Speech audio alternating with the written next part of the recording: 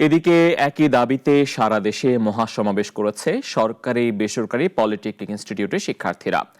দাবি পূরণ না হলে ব্লকেট কর্মসূচির মতো কঠোর আন্দোলনের হুঁশিয়ারি দিয়েছেন তারা। প্রতিনিধিদের পাঠানো তথ্য ছবিতে আরো জানাচ্ছেন সিরাজুমনি শুভ।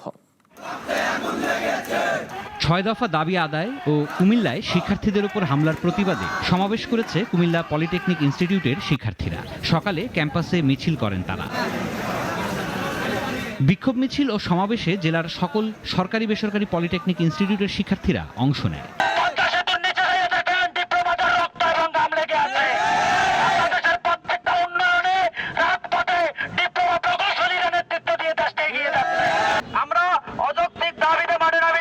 আমরা বিগত 8 মাস থেকে সংগ্রাম করে আসছি, আমরা সংগ্রাম চালিয়ে যাব।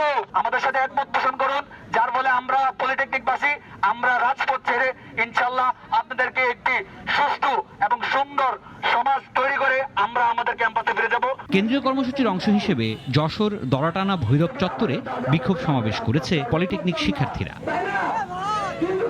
ক্রাফট ইনস্ট্রাক্টরদের প্রমোশন বাতিল সহ ৬ দাবিতে ময়মনসিংহ পলিটেকনিক শিক্ষার্থীদের সমাবেশ হয়েছে। কারিগরি ছাত্র আন্দোলন বাংলাদেশের ব্যানারে এ মহাসমাবেশ হয়।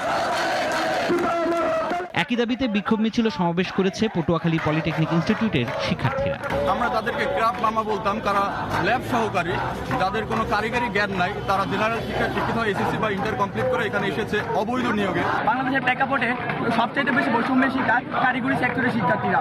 আমাদের দাবি যদি না মানা হয় আমরা এর থেকেও কঠিন পদক্ষেপ নিতে দ্বিতীয়বার ভাববো না। লক্ষ্মীপুরে ৬ দফা দাবিতে হয়েছে পলিটেকনিক শিক্ষার্থীদের বিক্ষোভ। নওগাঁয় পলিটেকনিক শিক্ষার্থীরা মহাসমাবেশ করেছে। শিক্ষার্থীরা মিছিল নিয়ে ক্যাম্পাস থেকে শহরের প্রধান প্রধান সড়ক প্রদক্ষিণ করে। আমাদের যদি রাজপথে থাকতে হয়, আমাদের যদি পড়ালেখা নাই করায়, তাহলে তারা ৬ দফা মানে নিক, না হলে তারা পলিটেকনিক না হয় হয়তো তারা পলিটেকনিক রাখার কোনো দরকার নাই, তারা পলিটেকনিক বন্ধ করে দিক। যখন 4 বছর ডিপ্লোমা করে যখন আমরা দেখবো যে আমরা না আমাদের যোগ্য অনুযায়ী আমরা চাকরি পাচ্ছি না, আমাদের সম্মান পাচ্ছি না, তখন আমরা এগুলো তাহলে ওই কারিগরি সেক্টর আউট করে দেওয়া হোক। কুষ্টিয়ায় পলিটেকনিক শিক্ষার্থীরা শহীদ মিনারে অবস্থান কর্মসূচি পালন করেছে।